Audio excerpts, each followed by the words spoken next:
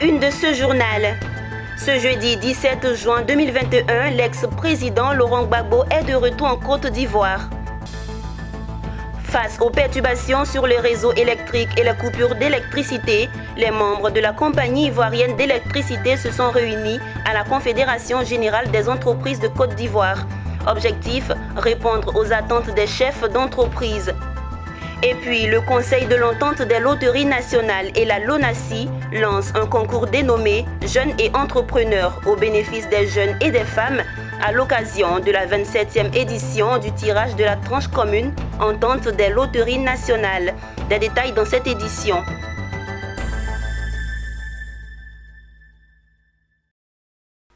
Mesdames, Messieurs, bienvenue au journal de Business 24 Africa. Ouvrons cette édition avec l'arrivée de l'ex-président Laurent Gbagbo ce jeudi 17 juin 2021. Il a été accueilli à l'aéroport Félix Houphouët-Boigny d'Abidjan par son épouse Simone Gbagbo et les membres de son parti, le Front populaire ivoirien. Ses partisans sont sortis nombreux pour réserver un accueil chaleureux au président.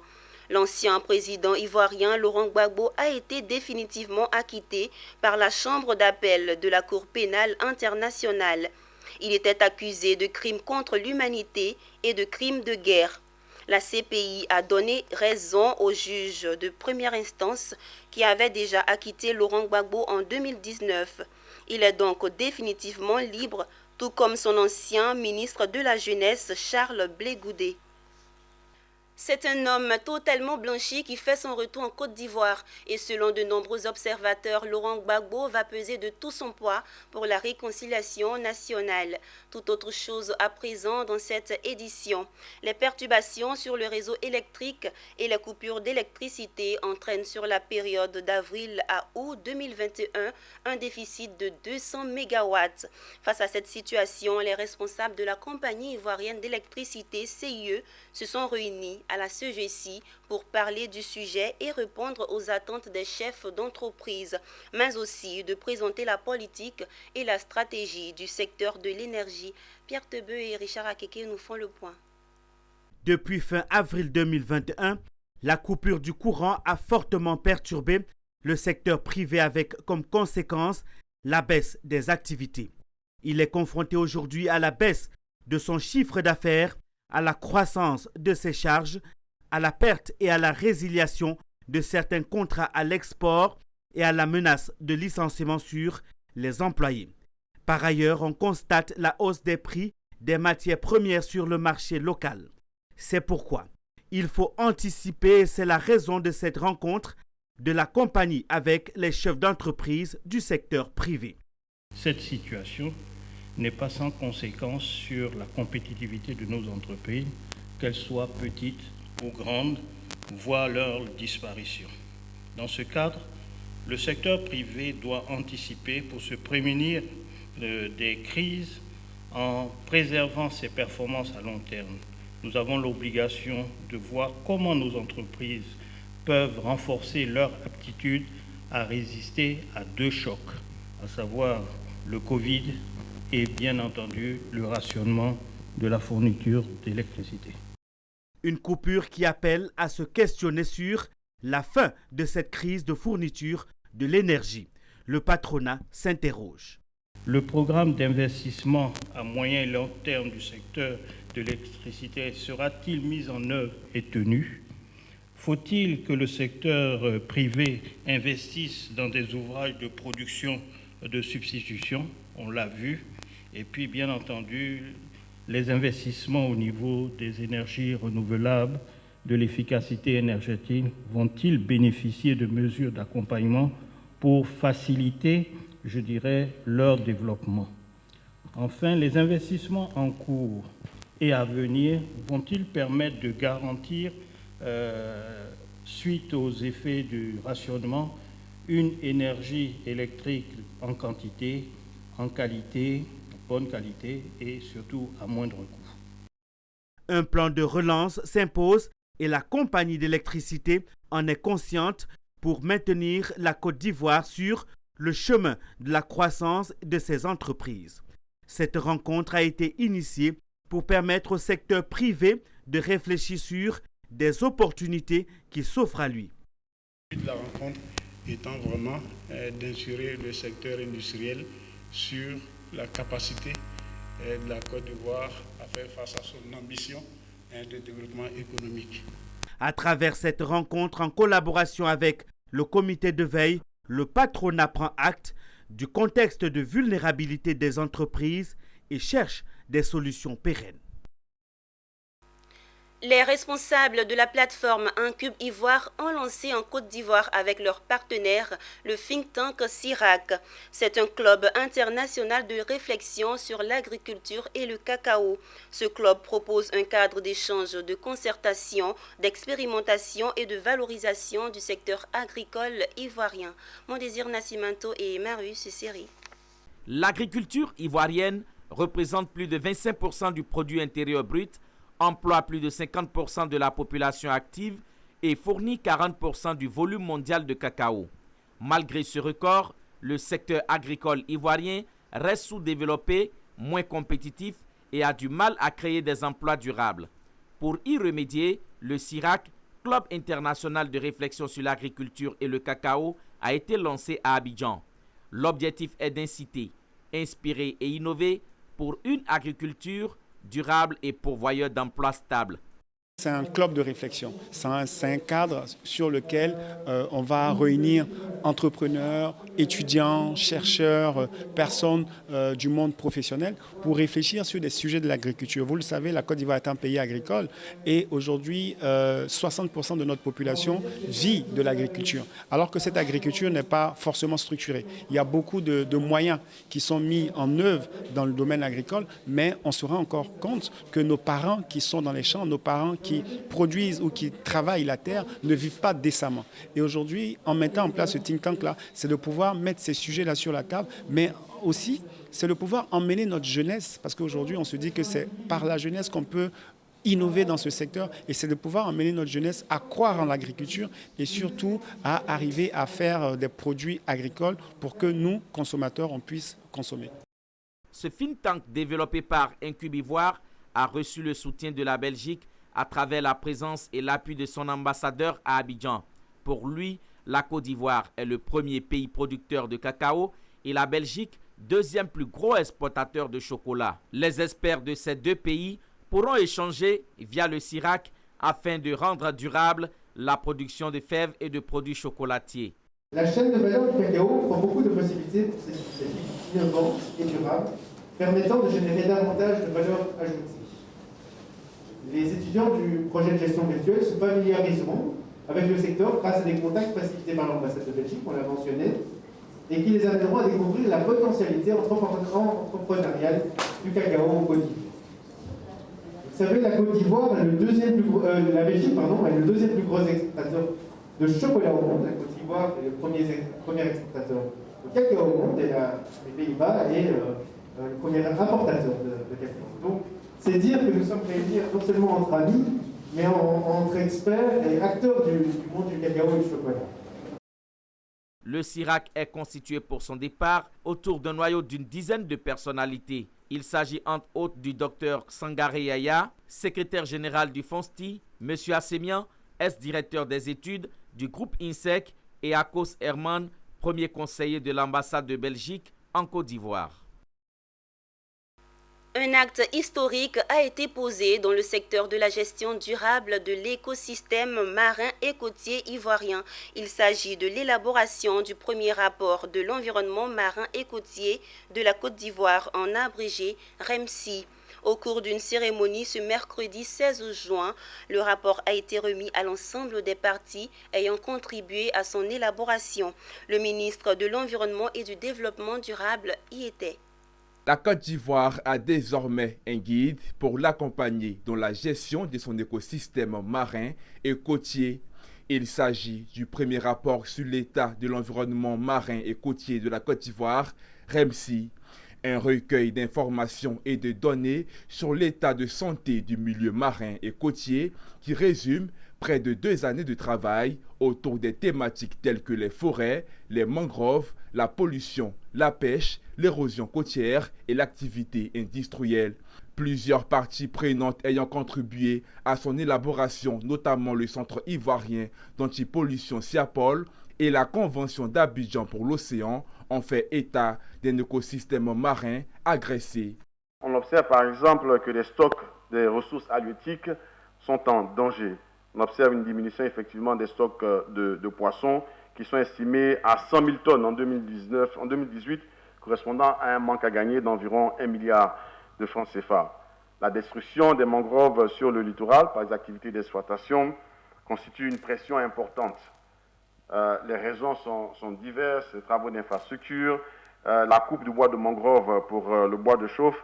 Ceci étant, les conséquences au niveau de la pêche, les conséquences au niveau de la protection des berges, en tout cas, sont évidentes.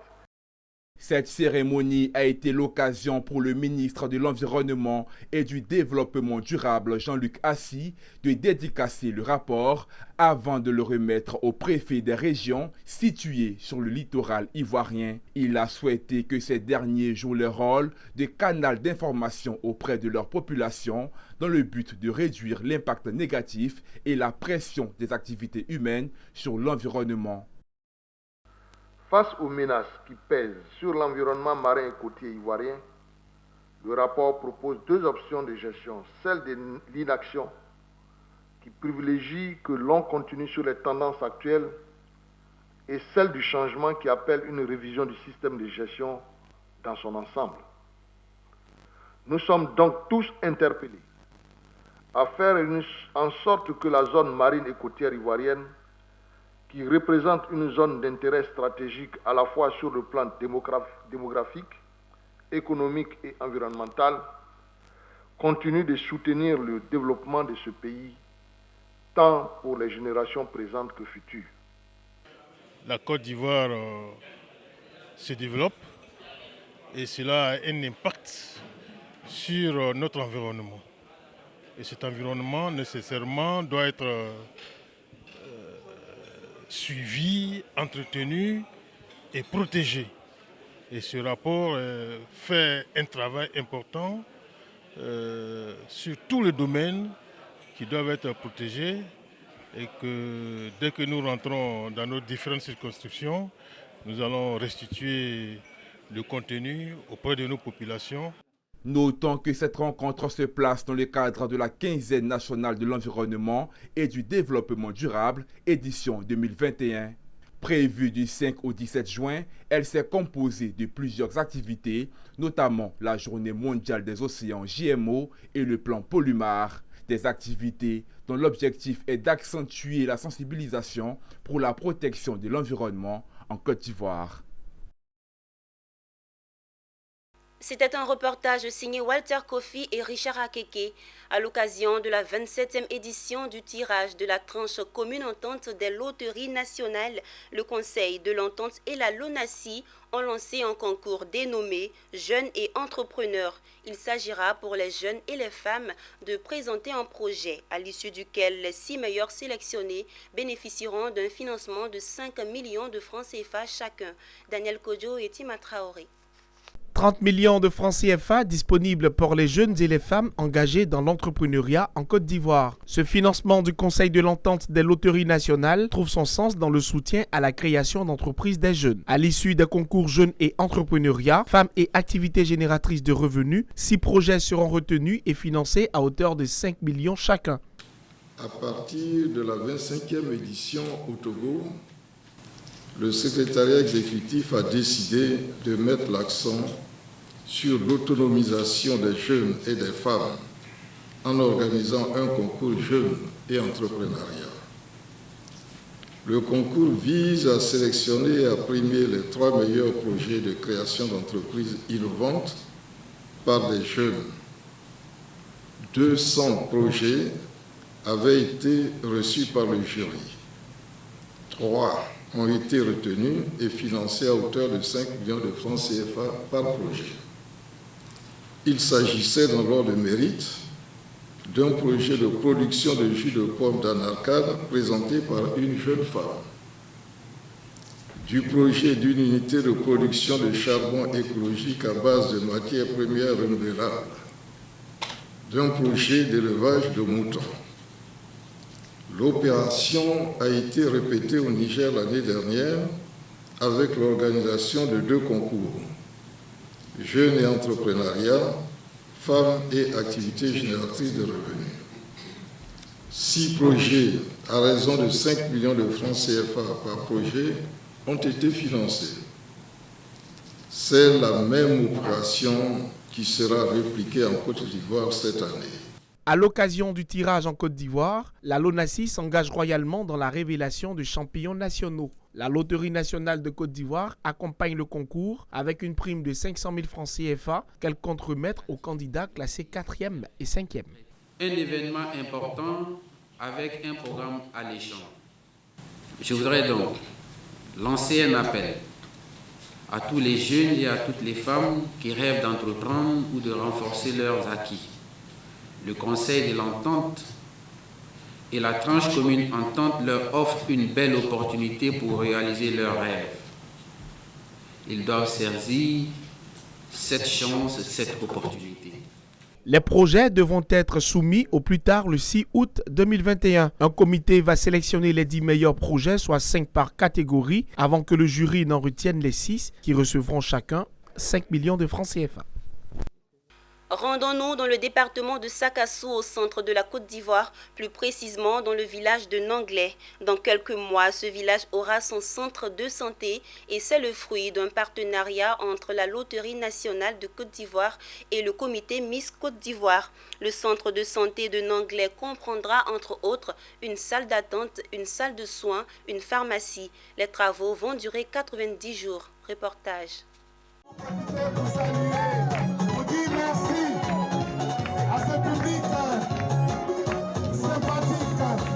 Dans quelques mois, le village de Nanglais, situé dans la commune de Sakassou, aura son centre de santé. La LONASI et le COMICI posent la première pierre de l'édifice sanitaire en présence du corps médical et des villageois. Le centre de santé Nanglais comprendra une salle de soins, une salle de consultation, une salle d'hospitalisation, une pharmacie, un hall d'attente et des latrines. Les travaux vont durer 90 jours. Lors de la pose de la première pierre de l'édifice sanitaire, Cheikh Oumar Diarra, directeur marketing représentant le directeur général de la LONASI, Draman Koulibaly, a exprimé la joie de l'entreprise de participer à ce noble projet. C'est la concrétisation d'une promesse faite l'année dernière et nous nous réjouissons avec les populations de Nanglais qui dans quelques mois pourront se faire soigner ici chez elles. Le centre de santé du village de Nanglais est le fruit du partenariat entre la Loterie nationale de Côte d'Ivoire et le comité Miss Côte d'Ivoire. Un partenariat dans lequel la LONASI s'engage à réaliser une œuvre sociale de portée nationale à hauteur de 30 millions de francs CFA, et ce grâce à la volonté de Miss Côte d'Ivoire 2020, Marilyn Kouadio. La concrétisation de cette promesse a été saluée par le président du COMICI, Victor Yapobi, et les autorités administratives de Sakassou, avec à leur tête le préfet de département Bonaventure Thiégbé. Nous avons demandé la latitude à la Miss 2020, mademoiselle Marilyn Kouadio, de choisir une localité où on pourrait faire soit un centre de santé, soit des écoles, soit une maternité, une œuvre sociale. Comme on dit chez nous, on ne monte pas son village avec la main gauche. Elle a choisi son village. Elle a tout à fait raison.